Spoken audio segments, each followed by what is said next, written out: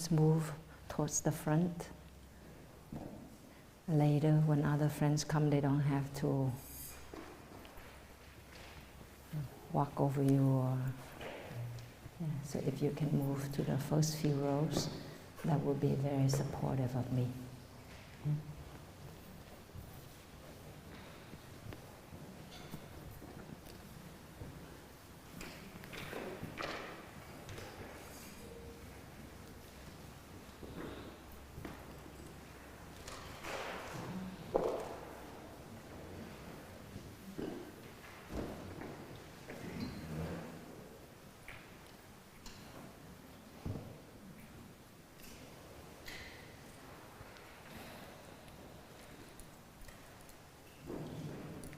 Let us practice non-waiting.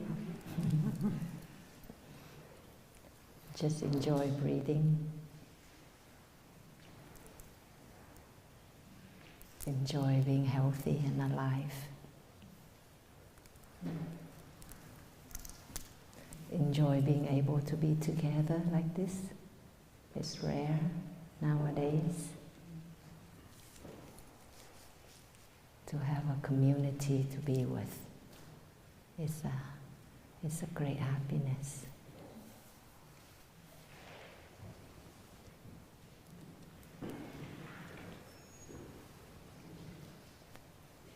Let's come back to our in-breath as it is,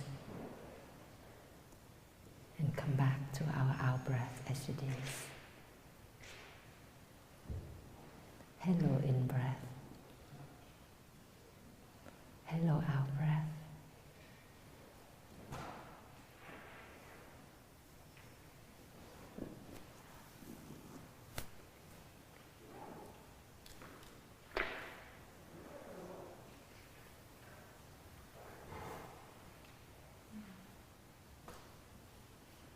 Just recognize the characteristic of our in-breath, short or long, deep or shallow, comfortable or uncomfortable.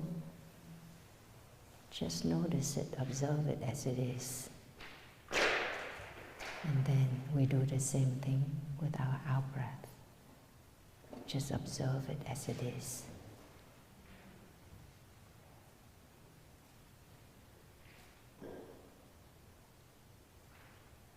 Befriending and getting to know our in-breath.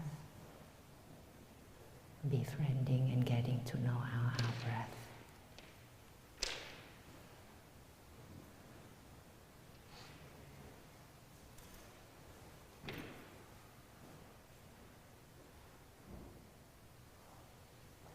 Smiling to our in-breath and smiling to our out-breath.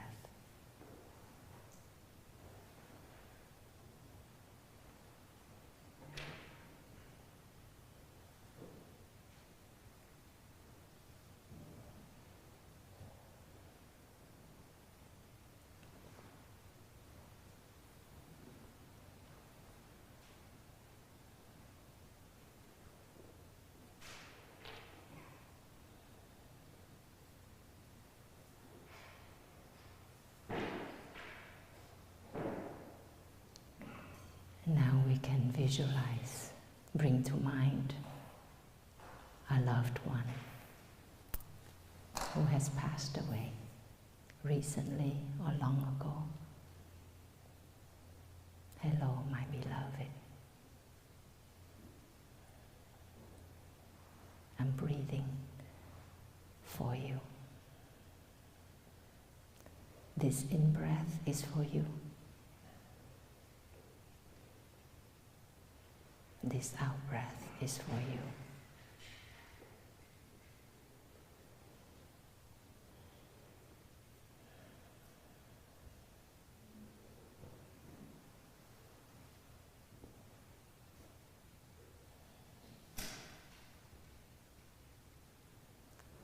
Hello, my beloved. I'm breathing with you. This in-breath is with you.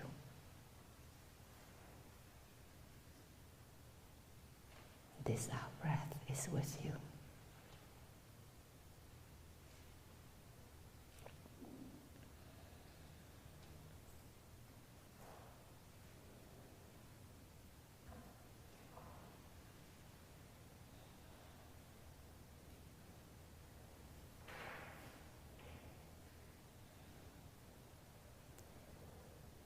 Let us enjoy 3 sounds of the bell. And as we listen to the sounds of the bell, we continue to sit and breathe for our beloved, with our beloved.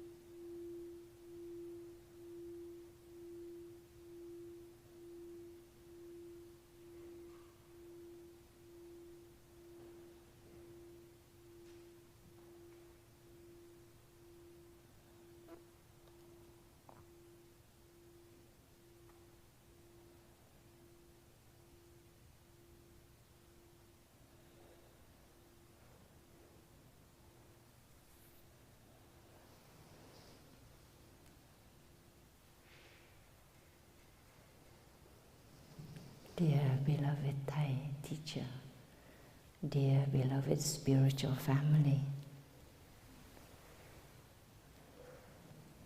today is January 9, 2022,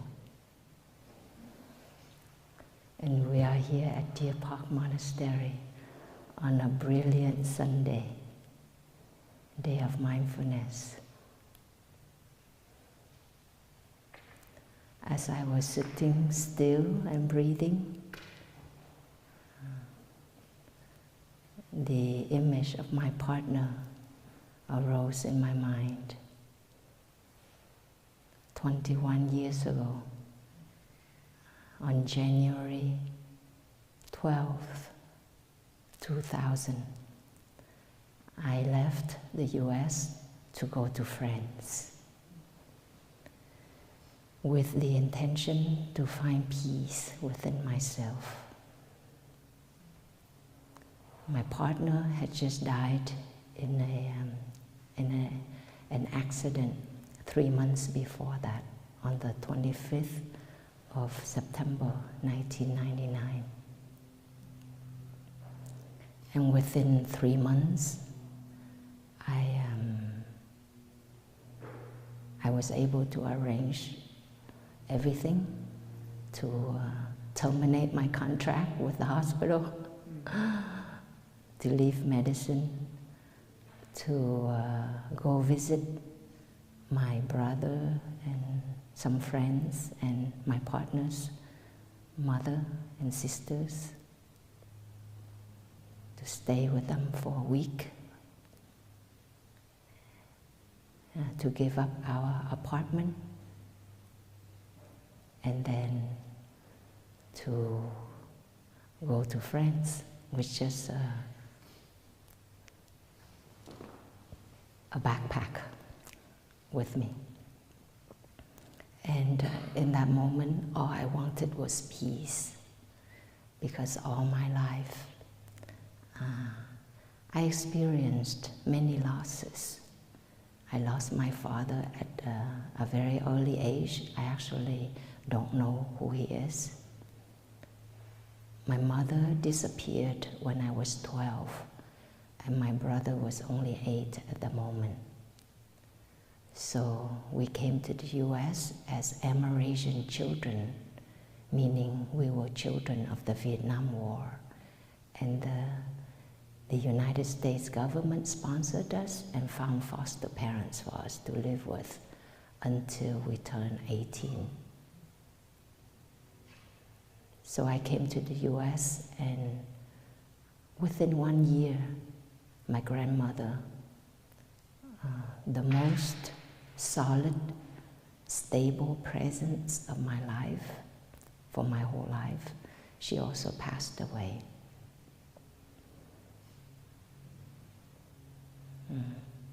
And so, for so many years in my life, I always believed if I could achieve,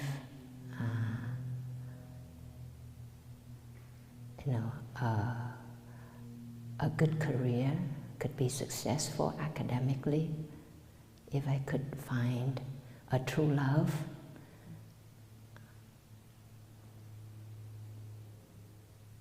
then it would make up for all the losses in my life. And I did. I worked very hard. You can imagine, I came to this country not even 17 years old yet. But I was learning English from scratch. Hello, how are you? I always remember one day in ESL class, English as a second language, a young man, he was Mexican, and I think he had a crush on me.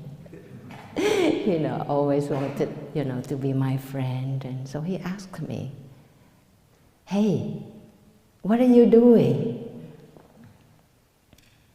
And I said to him, "I'm fine, thank you."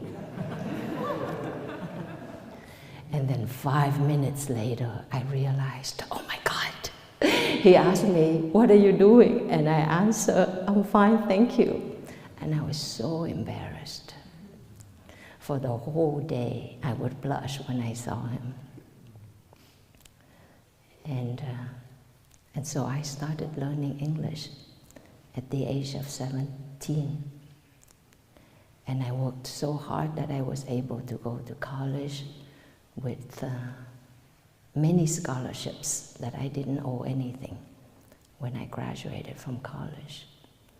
And then I got to UCSF medical school with no scholarship at first. But I wanted to go to a place that had diversity, that I could learn many things besides medicine.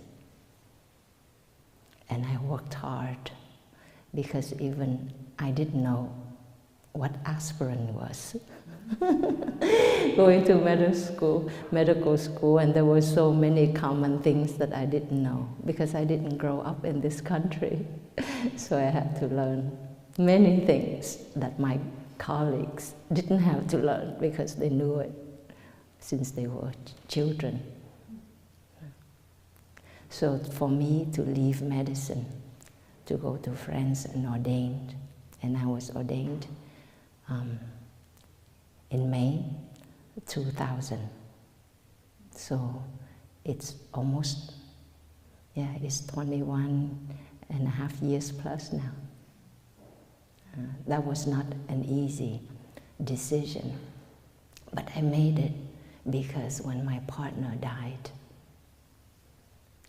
he went to Half Moon Bay to swim, to do yoga, and apparently the strong current pulled him out, and I never saw his body. So with all the people that I loved, my father, my mother, my grandmother, and then my partner, when they died, I never saw their bodies. His death just woke me up to the fact that what I believed, if I could be successful, everything would be made up for.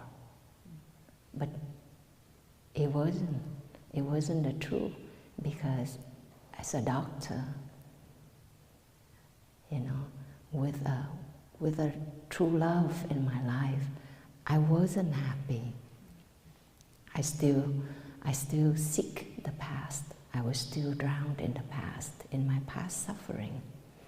So I just woke up to my own illusion, to my own delusion of success. And also John was very spiritual. He lived beautifully. He was only 33 years old when he passed away, but he knew how to live. He was an audio engineer for Dolby, a rising star, and he loved music, so he had his own band. And he could take time off every Friday. He worked only half a day, so that he would play music, would go camping, would go hiking. He was a joyful, peaceful person. And so when he died, I actually asked myself, if I were to die in the midst of the day, would I be able to say, I have lived deeply? Would I be able to say, I have peace in my heart? And the answer, sadly, was a resounding no. I wouldn't be able to say that. And in that moment, peace was more important to me than anything else. And it helped me to let go of medicine.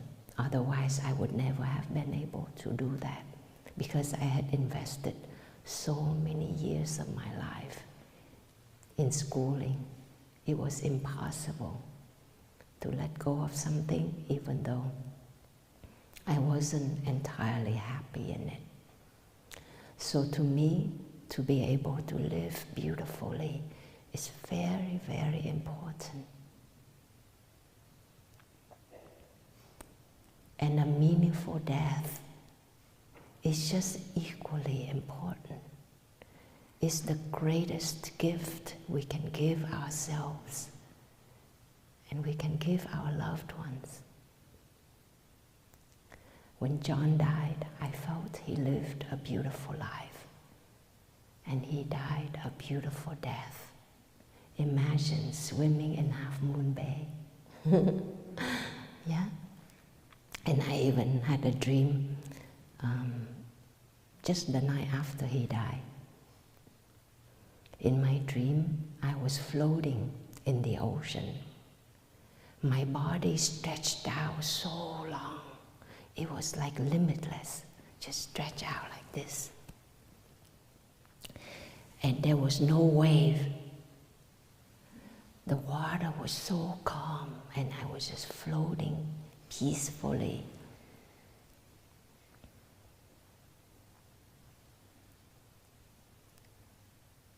And when I woke up, I had this deep realization that perhaps John had struggled for a little while. He was a very good swimmer too.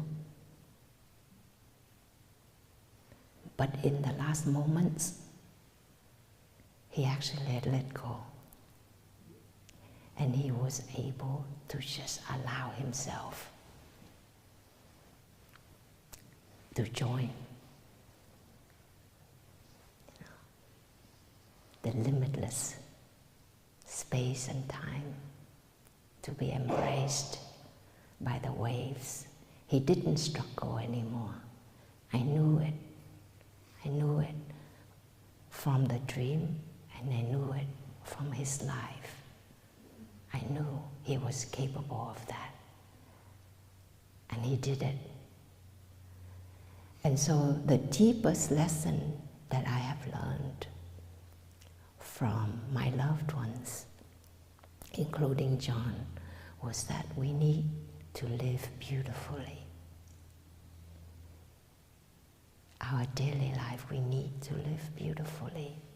And we need to learn how to die beautifully in our daily life.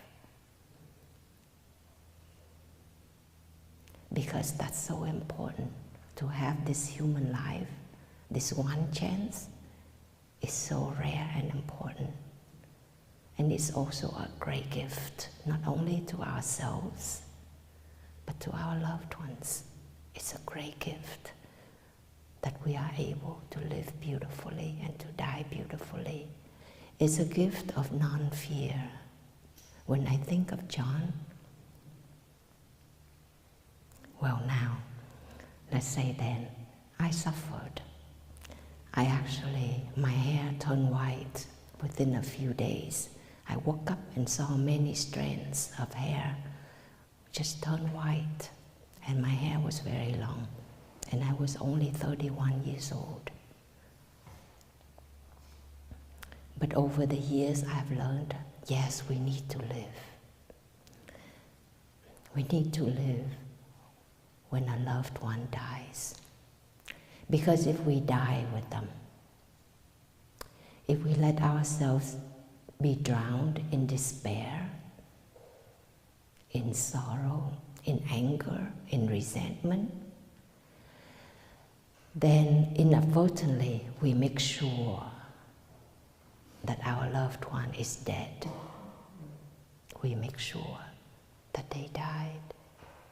Because every time when we think of them, we think of them in terms of the past.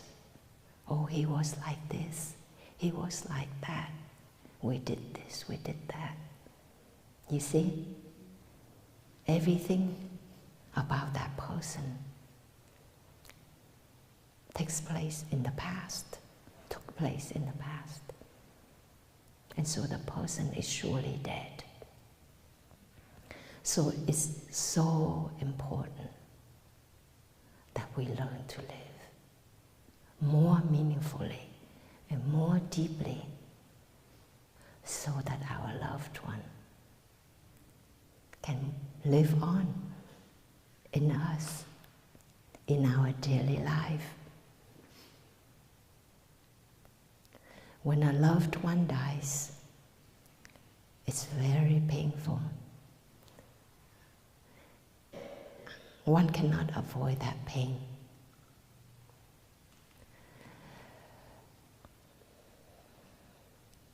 No practice can take away that pain. Even with mindful breathing and deep relaxation of the body, you still experience pain. But as our teacher has taught, pain is inevitable. But suffering is optional. And that comes the practice. Because when a trauma takes place, when a death takes place,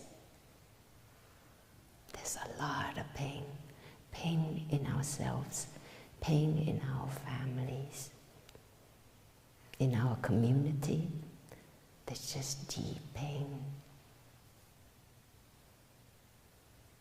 And we need to acknowledge it. We need to give our time and ourselves time and space to acknowledge it. In our society, our culture nowadays, we give ourselves no time and no space. It's a way of running away from pain. You get back to work the next day. You try to carry on your normal life. But by doing that, we prevent grief from taking place. And thus, we prevent healing and transformation from taking place. In the Vietnamese culture, when a person passes away, we actually leave the body in the house. In Vietnam, we do this for at least 2-3 days. The body, you just leave the person lying in the coffin open, and family members would sit around the coffin, would sleep around the coffin. Friends would come to visit right in the house. And then we would offer food on the altar. And every 7 days we do that. And I did that for John. I went to a temple far from San Francisco. That temple, I think, was in Hayward. And I would go there, and some dear Sangha friends, I had gone to the retreat only 3 weeks before that, so I got to know some friends. There was Cô Châu Yoda in there, and so she helped arrange these ceremonies for me. I just showed up in person. I didn't bring fruit, I didn't bring flowers. Oh my gosh, 10 years later I realized I didn't even make one single donation. I just brought myself up, I just showed up, and that was the best thing I could do. But they would chant, for John, and I would sit there crying. But now when I look back, there's deep, deep wisdom in that. For 7 weeks, we would light up the incense every day on the altar at home. We would go to the temple to have ceremonies. Friends and family members would gather. That gives us a formal reason to acknowledge our pain, to process it. The process of grieving, the process is so important. That process determines how we will actually move on in life, if there's healing or not, if there's liberation or not, or if we will be caught in that grief for many years to come, unresolved, unprocessed. So 7 weeks, we had ceremonies. And every day, really, we can light up an incense, put on the altar, have a picture of a loved one, have some flowers, make a favorite dish for the person. All of that is to acknowledge you were there in my life and you are still here in my heart. You are so intimately woven in every fabric of my life. You are not gone, done, dead. You are still here. It's so important to acknowledge that. Let us enjoy our breathing with the sound of the bell. When you hear a sound of the bell, or a sound of the telephone, or the siren, whatever sound that is unpleasant or pleasant, just take a moment to breathe in and to breathe out. Smile and relax your whole body. In breath, out breath. In breath, out breath. Smiling, relaxing. Smiling, releasing the tension in any parts of our body that is holding knots, tension, pain. Just breathe into that part and release it.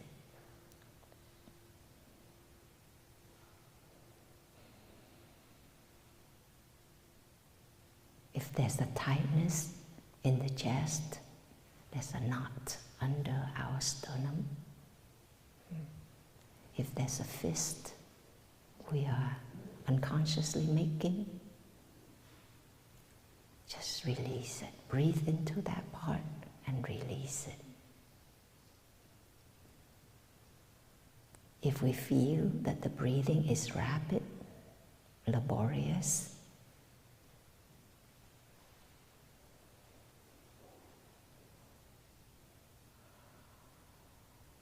just smile. Focus on the chest, focus on the belly. Feel the rise and fall of our abdomen, of our chest cage.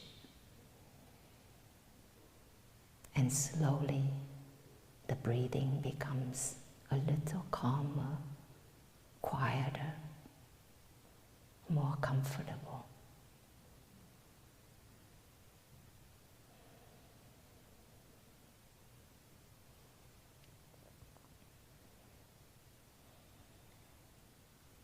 How to live beautifully and die beautifully in our daily life, so that we can regard death not with fear and angst and sorrow, but we can regard death as a friend that is always there. Since the moment we were conceived, since the moment we were born, every single moment of our daily life, death walks with us, hand in hand with life. In the Buddhist practice,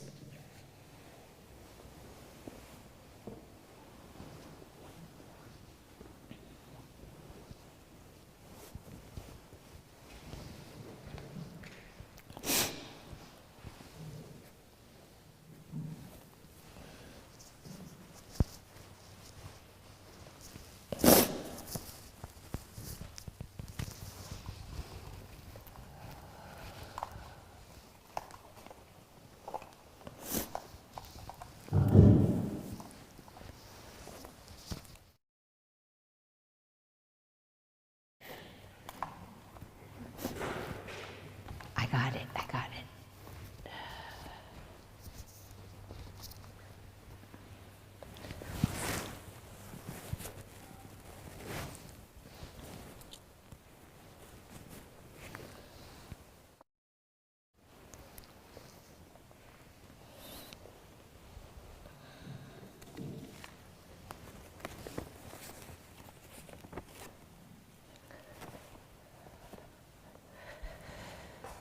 There are the 5 remembrances that I would like to go over with you today. Okay.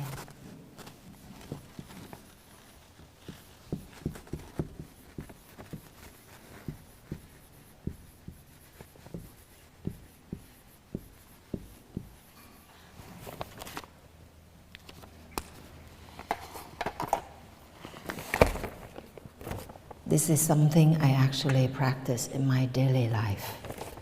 It has helped me much of my healing, for much of my healing. The first remembrance is I am of a nature, I am of the nature to grow old.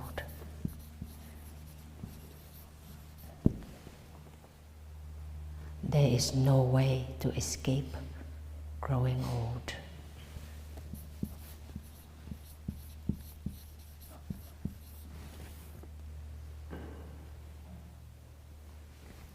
The second remembrance is I am of the nature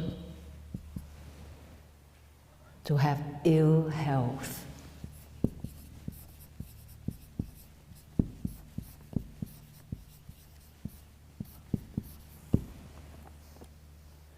There is no way to escape having ill health.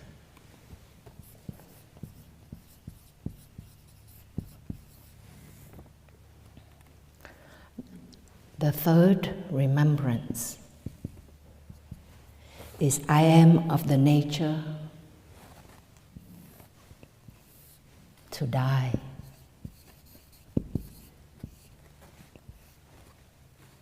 There is no escape. There is no way to escape death.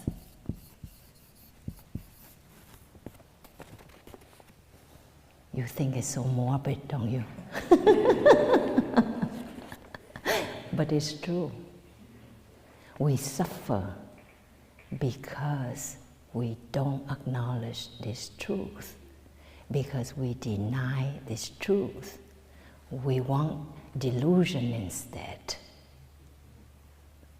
That's the only reason why we suffer so much. Pain, remember, pain is inevitable, but suffering is optional. We suffer so much because what is true, we deny, and what is not true, we embrace. So let's go through these first three remembrances first. I am of the nature to grow old. There's no escape. We grow old since we were conceived. Every moment we are growing old. Do you know of a very rare genetic disease that the child has this accelerated aging process? So a 5-year-old child can actually look like she or he is in their 60s or 70s.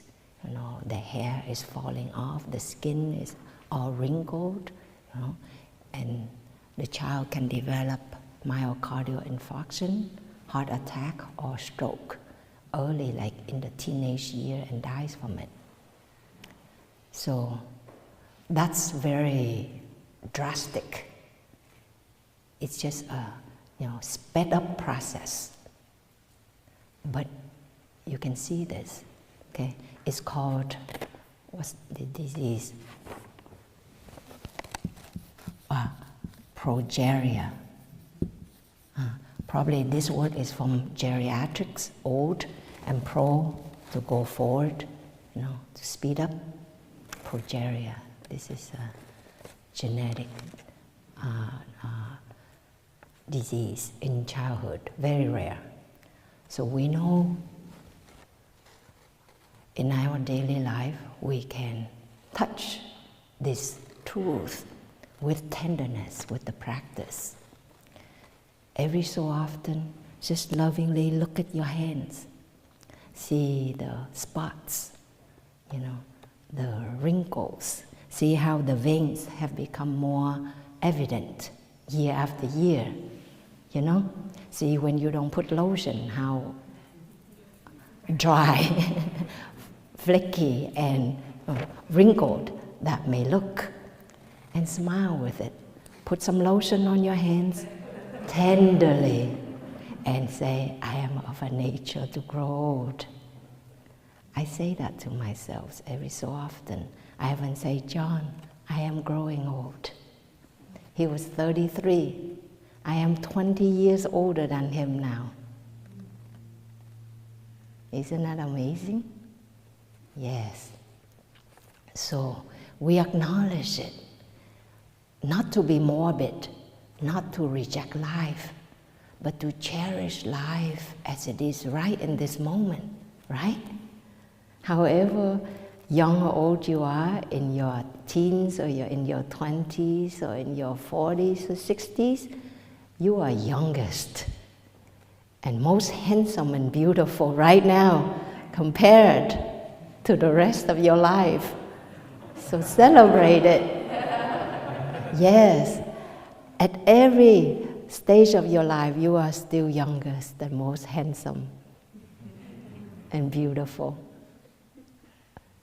So this process, we can also learn to embrace. Do you know of a Japanese art? It's called kintsugi.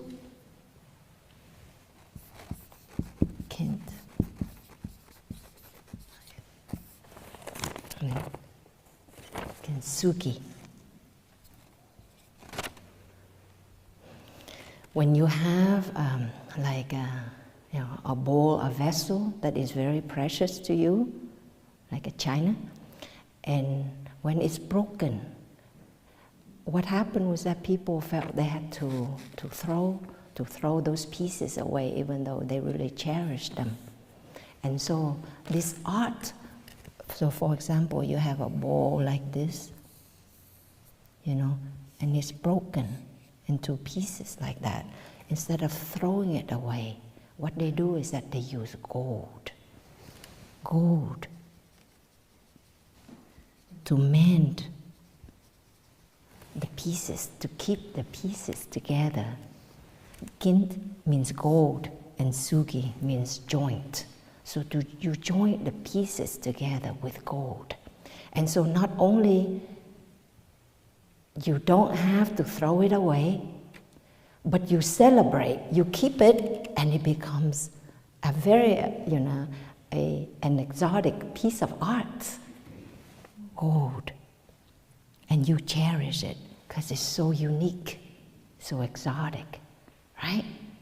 So now, when we can fear something and reject it and be saddened by it, or we can celebrate it and cherish it. So what about us? This process of growing old, this process of having ill health, it takes place moment to moment of our daily life. An autopsy of a 10-year-old child, you can already find evidence of atherosclerosis. Fatty streaks are already there on the lining of the arteries. 10-year-old, you already have this, cholesterol buildup, calcium buildup on the lining of the blood vessels.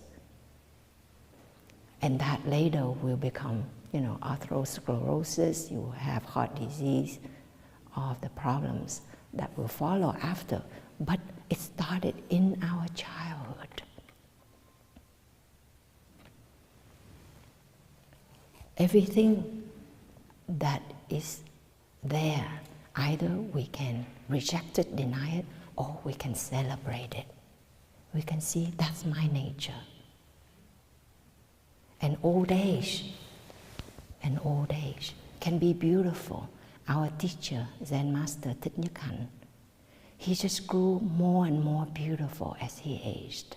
In his 70s, in his 80s, in his 90s, such peace, such serenity, such beauty in our teacher.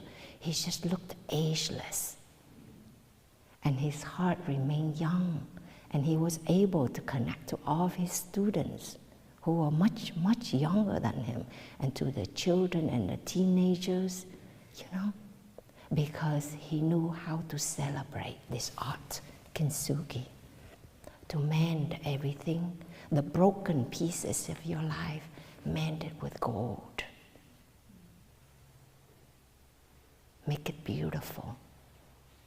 The broken relationships, mend them. Because it brings to the fourth remembrance that we should remember in our daily life. All that is dear to me and everyone I love are of a nature to change. Okay? Nature to change. Not only we are of the nature to change, but everyone we love or hate, everyone is of the nature to change. There is no way to escape being separated from them. Okay? No escape of being separated from them.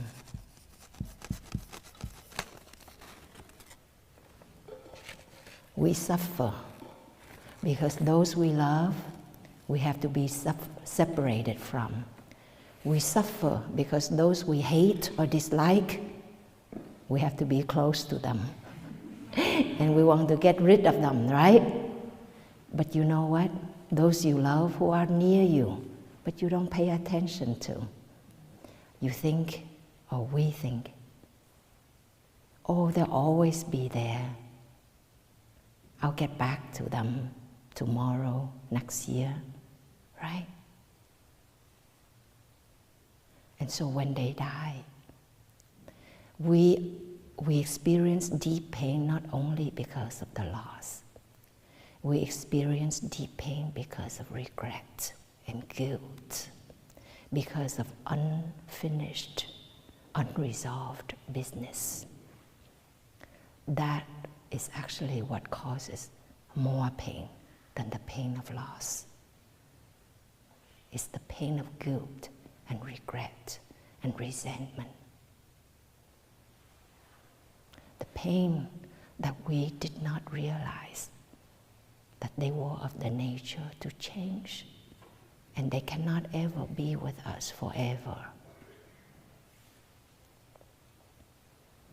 And so if we acknowledge this in our daily life, then those that we love, we will express acknowledgement, recognition, appreciation more often, more generously.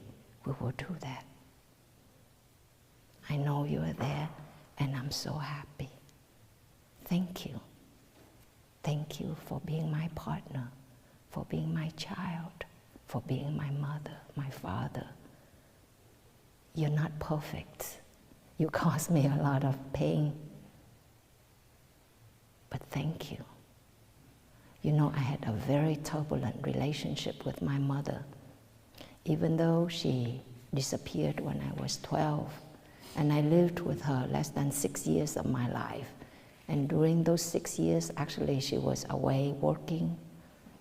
That I actually was with her for a total of probably just a few months at the time. But she certainly caused me a lot of pain, a lot of verbal abuse, a lot of physical abuse. But as I grow older and to be a woman and to be a spiritual practitioner, I learned that my mother suffered so much. She couldn't do better. She did her best. And I thank her, thank you for giving me life, for not aborting me when you should have, when you could have. Thank you for working so hard and providing your family. I was never left hungry. I always was nicely dressed, you know, even though my mother wasn't around much, but I was well cared for. And there was my grandmother. So you thank for the things that people give you, for the things that you have, but you also learn to be so thankful for the things that didn't happen, that weren't given to you, that were even taken away from you. When I came to Plum Village, one of our eldest sisters, Su Co Dang Nghiem, she said to me, oh, you should be grateful to John because he brought you to the spiritual life. I hated that. What do you mean I should be grateful for John's death, right? But you know, over the years, now I am very grateful because when conditions were sufficient, he manifested. And when conditions were no longer sufficient, he hid away. But his hiding gave me the chance to pursue peace, to cultivate peace in my daily life. You see, I am who I am today. One of the big conditions is because of John and his death. If he had lived in misery, and at that time I actually thought of that, if instead of John, being dead, if it were my brother, I wouldn't have become a nun, because my brother lived a very hard life, and his death would cause me so much sadness and pain. I wouldn't have thought of becoming a nun. But because John was so spiritual and peaceful and joyful, his death, his life and his death inspired me to live a more meaningful, peaceful life You see? And so in that way, I am grateful, deeply grateful for John. His departure gave me life. And so I lived this life for him. And I also learned to live this life for my mother, who never had a chance to sit peacefully, to walk peacefully, to be at peace in her body. She was always trying, working so hard, struggling so hard. And that's why she was so angry and bitter, you know?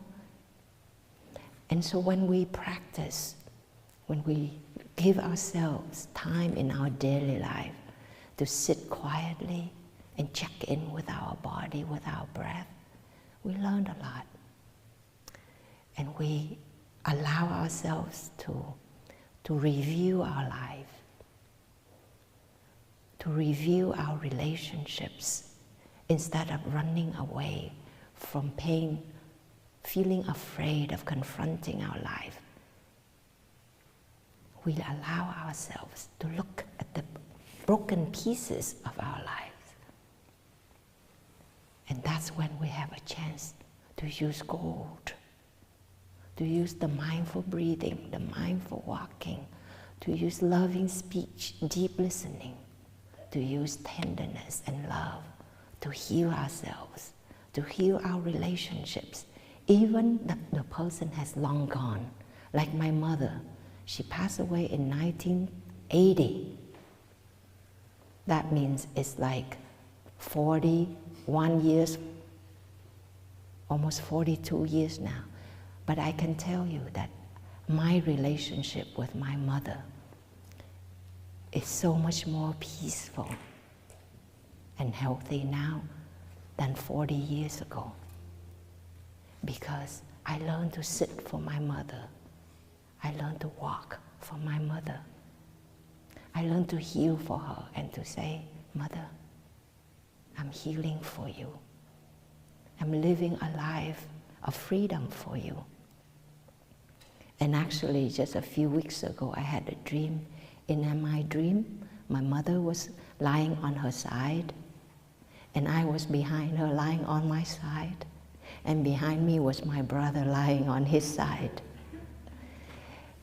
And we didn't say anything, but it was such a tender, peaceful moment that we were lying next to each other like that.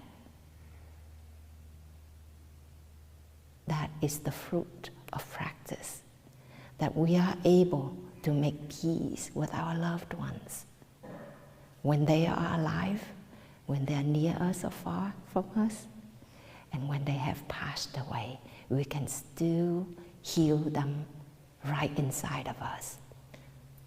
I used to think probably my mother went straight to hell. You know, I believe that because her life was just like so harsh. Imagine a young woman, a young teenager leaving the countryside, going to the city, trying to make money, ended up with American GIs and having my brother and me. It was not an easy life, being uneducated, having no family in the city. My mother had to hustle and bustle and struggle, you know? Yeah. But we can heal our loved ones right inside of us. Whatever that they were not able to do in their lives, we can do it for them. I am doing this for my mother. I am continuing my grandmother, who was peaceful, who was spiritual, who knew the time of her death, and asked my auntie and my cousin, to wash her, to put on a pair of new clothes ready for her, for her funeral. And she just, put on her new clothes, and then she said, ask the monks to come and bless me. And there were 2 monks staying in our house because my grandmother had helped them for many years. They came down, they were praying for her. And you know what? Grandmother,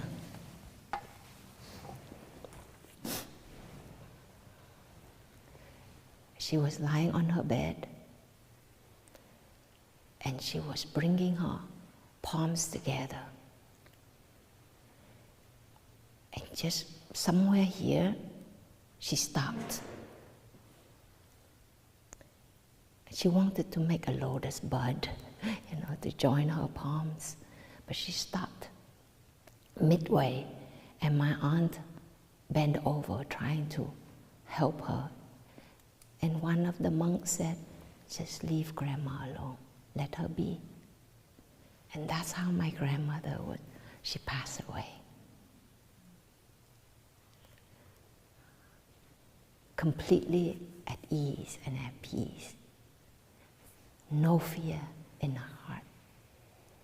And even though I wasn't there to witness it, even though I found out 6 months later because they were trying to hide the news from me, but when I learned the details of my grandmother's passing, it gave me deep peace. And it gave me non-fear. For the first time in my life, I thought of death as not something frightening, but as something so beautiful and peaceful. And that inspired me to live my life in such a way, to live this spiritual life. You see? So nothing is lost.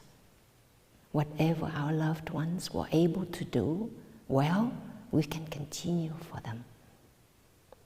And whatever they weren't able to do, we can transform and heal for them.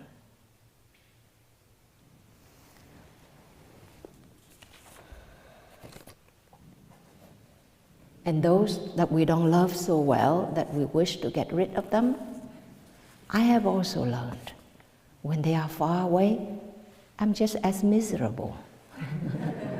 And then come along somebody who reminds me of that person. Have you experienced that? Like even you get a divorce and you marry somebody else who's like fresh and beautiful and so wonderful, and a couple of years later you wonder, did I marry the same person? That is because we have not changed. Like this eraser, if it's tainted with black ink, wherever you wipe, even it's a new board, it will carry that black taint.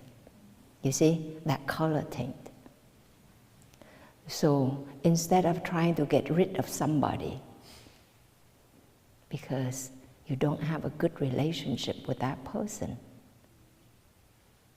see if you can change something in your way of thinking. See if you can change in some way in the way of speaking, of behaving. Because ultimately, whatever that arises from our mind, it will create the reality in front of us. So if with the mind of discrimination, of hatred, of resentment, with the pain from our past, it colors our view. And we look at others through that lens. And it's not just this person, you look at somebody else, it's still that colored lens. So the practice is to help us to remove that lens. You see? The fifth remembrance. I inherit the results of my actions of body, speech, and mind. My actions are my continuation. My actions of body, speech, and mind are my continuation.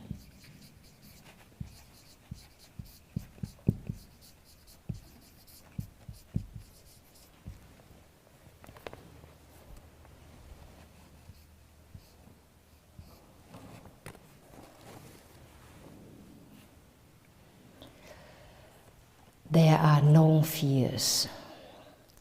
Fear of public speaking is a real fear.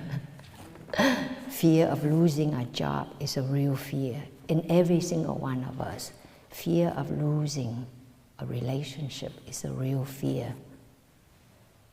These are all real fears.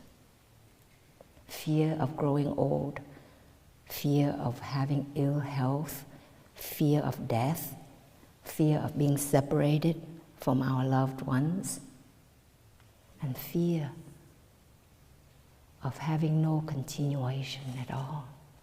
You die and you think you're just gone, nobody to remember you. You just vanished from the face of the planet. That's a deep fear. So we learn to face these fears in our daily life, and to see a different way, another way, a more expansive way. Do you know that even in our brain, we have the left hemisphere, we have the right hemisphere. Our society is a left-sided, left brain society. It means that the left brain focuses more on, analytical, critical thinking, seeing boundaries, seeing limitations.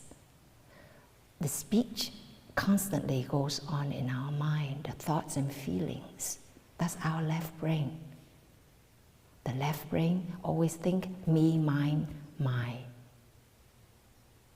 But in us, there's also the right brain. The right brain doesn't see boundaries, doesn't see the limit of time and space. It's spacious, expansive. If you haven't watched the video or read the book, My Stroke of Insight, it's a wonderful, wonderful story about this neuroanatomist. And in her 30s, she was learning about the brain, consciousness and all. She herself experienced that when she had a stroke, when her left brain was not functional for a while, and it was just her right brain was active, and she experienced that limitless time and space and no confinement in her body. It's very enlightening. In us, we have that capacity to touch limitless, to touch no birth and no death. We have that deep capacity within us. And the practice of mindful breathing, if you just follow your breath and quiet your mind for a while, there's no breather, there's no you or I, just the breathing, just the breath. You experience it. When you sit quietly and just breathe, that boundary in this body evaporates. You feel you're in oneness.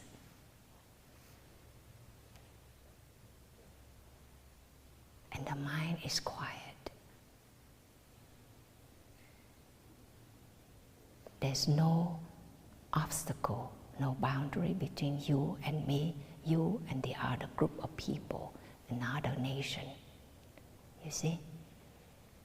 We can touch this in our daily practice if we just give ourselves time and space. Nowadays, we always resort to electronic gadgets. Every moment we get, we check the iPhone, check the email, check.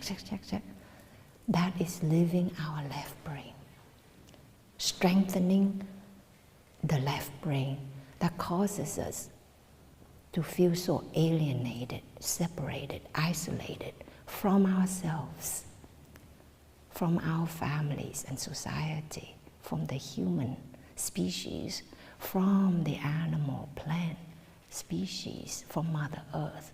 It causes us to be so greedy and selfish, just me, my safety, my comfort, my. We forget. And because we are so caught up in this left brain thinking, guess what? We are miserable. We never feel safe enough. We never feel happy enough. So we think that we're taking care of ourselves, but actually we're hurting ourselves. When we live in fear and anger and resentment and discrimination.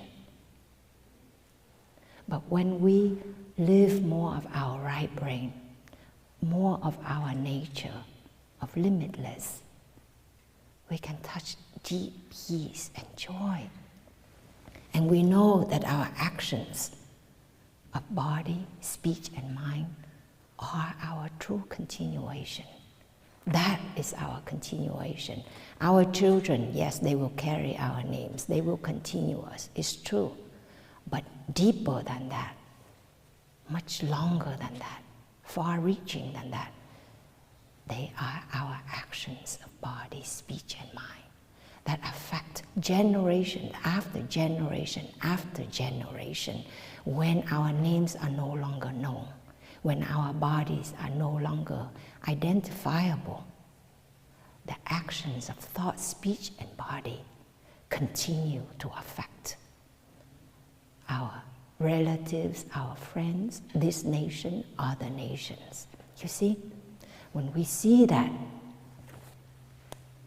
when we remember that in our daily life, our life is the art of kintsugi. And it can be very beautiful. It can be very precious. And for me,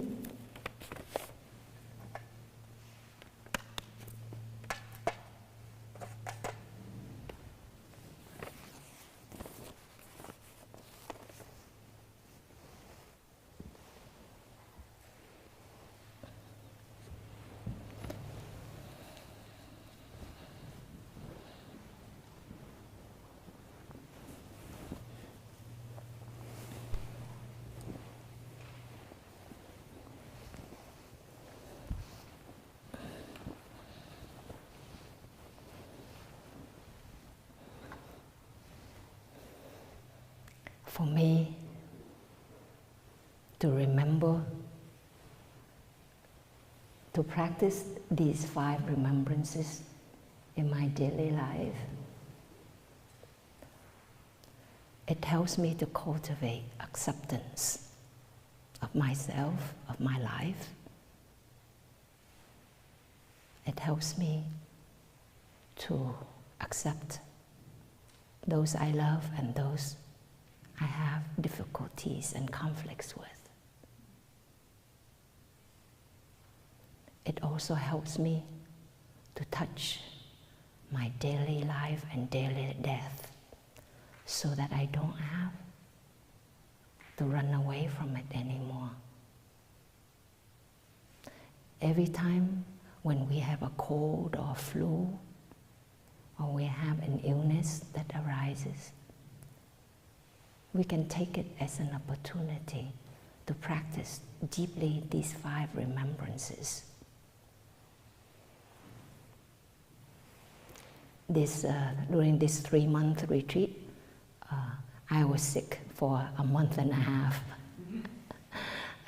Suddenly I just had this severe back pain.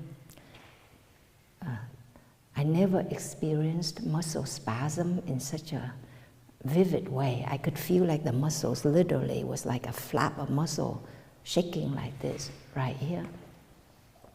And then when that quieted, I felt the deep visceral pain, and I thought to myself, could I have cancer? You know? And you know, they say that doctors are the last to go see another doctor. I found that is true again and again for myself. So I didn't go to see a doctor until a month later. But during that whole time, I just breathed with the pain. I certainly had a lot of pain, but I didn't suffer. I did ask myself, what would I do if I had cancer? And I just felt I have lived my life the best I can. I would like to live as long as my body is capable of, but I would rather not have invasive procedures, invasive intervention. So I just made peace with that. And I actually wrote my living will many years ago, since I was in college. And as a monastic, I also wrote that. And so you can have an illness and you can learn to embrace it, to touch your nature of growing old, of having ill health, of death. And you do your best to reconcile, to resolve unfinished business that you have with yourself, with those around you, with your family members and friends. Do that, don't wait. Don't think, oh, next year I'll do that. Do it. Before you go on a trip, just before you leave your room, even for work or something, clean up your room. Put it in order. Give rise to the thought, I may not come back. I don't want to leave a mess for somebody to clean up after me. That's what I practice. And so in that way, it gives us an attitude, an awareness of impermanence. It frees up that energy of fear so that we can live. Because when we fear death so much, it may be a reflection that we're not living very deeply, that we may not know what life really is. You fear of the unknown, but do you know what's known? But if you live deeply, you know that death is always there. It's a part of life. Without death, how can there be life? And if you can live with peace and no regret, you can say, tonight when I go to sleep, I may not wake up. And it's okay, because I know I've done my best.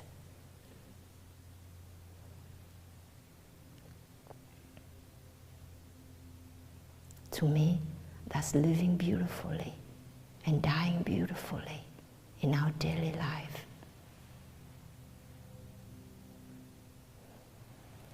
Bless you, my dear ones. I know it's not an easy topic for the new year, but it's real and it's beautiful. And those of us who have loved somebody and that person has passed away, and that person may be our own child, it's very painful. But just remember, pain is inevitable. Just remember to breathe when you cry. Remember to breathe when you feel pain. Remember to do walking meditation, to sit quietly and embrace that pain. Allow your partners, your friends, your family members to help you hold that pain. Many parents, when we lose our child, we push each other away. We get a divorce. We grow apart. It doesn't have to happen like that. Suffering is optional if we know how to embrace grief and pain.